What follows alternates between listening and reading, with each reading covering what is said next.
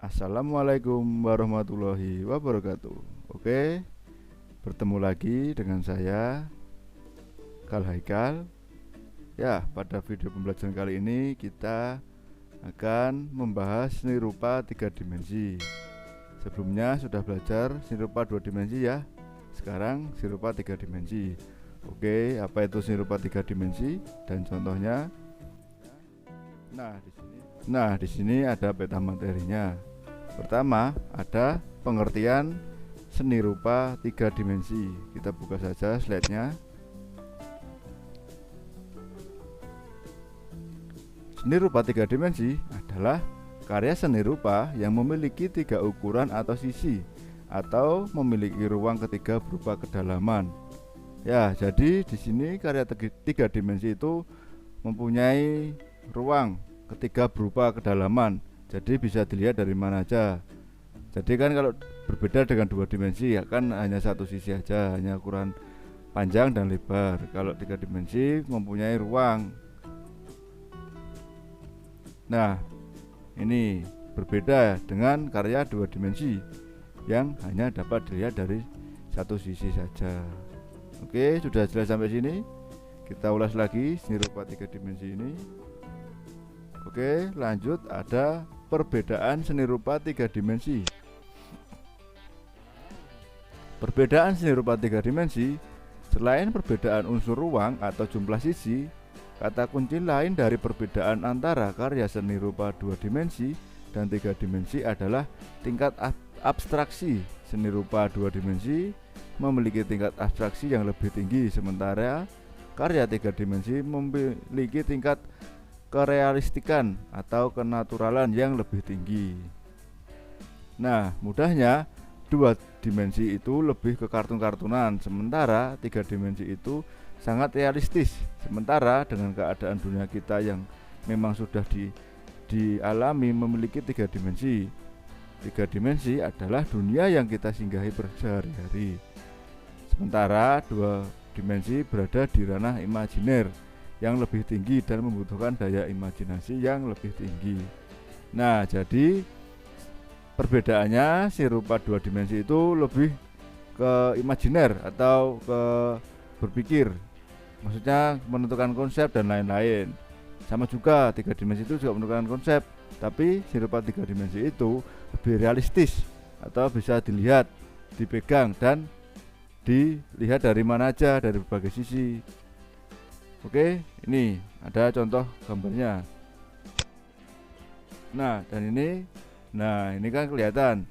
Ini ketika seorang melihat karya seni rupa 2 dimensi. Nah, dan ini ketika sedang melihat karya seni rupa 3 dimensi. Sudah paham kan sampai sini perbedaan seni rupa 2 dimensi dan 3 dimensi. Oke, kembali lagi ke peta materi. Lanjut ada jenis karya seni rupa 3 dimensi. Ya, jenis-jenis yang terdapat pada seni rupa 3 dimensi masih sama dengan apa yang ada pada seni rupa 2 dimensi. Selain dapat dibagi berdasarkan dimensinya, 2 dimensi dan 3 dimensi seni rupa juga dapat dibagi berdasarkan fungsinya. Berdasarkan fungsi, terdapat 2 jenis seni, yaitu seni rupa terapan dan seni rupa murni. Seni rupa terapan dibuat dengan tujuan yang mengutamakan fungsi dan kenyamanan. Sementara seni rupa murni adalah karya yang dibuat hanya untuk keindahan atau unsur estetis lainnya saja. Ya, jadi di sini seni rupa 3 dimensi ada fungsinya. Pertama, itu berfungsi terapan, yaitu fungsional. Jadi benda itu bisa dipakai. Satu lagi ada seni rupa murni, yaitu memiliki keindahan dan mempunyai unsur estetis yang kita lihat dan kita nikmati saja. Oke, sudah paham sampai sini. Nah, dan sini ada contoh karyanya. Nah, ini seni rupa 3 dimensi yang memiliki nilai fungsi, seni rupa terapan. Dan ini seni rupa murni yang mempunyai nilai keindahan dan estetisnya. Oke, sudah paham sampai sini. Kembali lagi, setelah kita tadi mengulas tentang jenis karya seni rupa 3 dimensi, sekarang simbol dalam karya seni rupa 3 dimensi. Kita buka saja. Pertama, simbol merupakan lambang yang mengandung makna atau arti. Simbol menarik kesimpulan, bermakna atau memberi kesan. Kedua, kata simbol dijelaskan sebagai makna yang dikandung dalam karya seni rupa, baik wujud objeknya maupun unsur-unsur rupanya. Misalnya, contoh simbol ya, merah adalah simbol keberanian, patung katak sebagai simbol pemanggil hujan, patung kuda sebagai simbol kegagahan, dan lain sebagainya. Lanjut.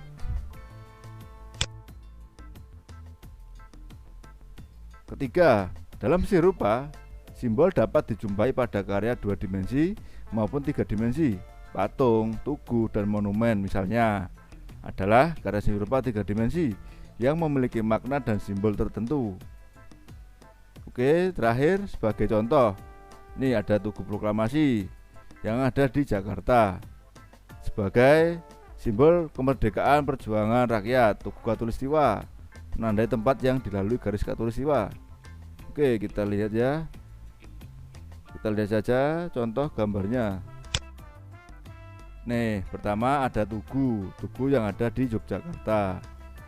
Dan ini ada monumen tadi Katulistiwa yang ada di Pontianak. Dan ini ada monumen Jogja Kembali atau Monjali. Oke. Kembali lagi ke peta materi, lanjut ada nilai estetis karya seni rupa 3 dimensi. Oke, kita buka. Pertama, nilai estetis pada sebuah karya seni rupa dapat bersifat objektif dan subjektif. Nilai estetis objektif memandang keindahan sebuah karya seni rupa berada pada karya seni itu sendiri secara eksplisit atau kasat mata. Kedua, sedangkan secara subjektif, keindahan ditentukan oleh selera penikmatnya. Misalnya, ketika seorang melihat karya abstrak, ia tidak dapat menemukan nilai estetis dari penataan unsur rupa pada karya tersebut dan menganggap karya itu jelek dan terlalu mudah untuk dibuat.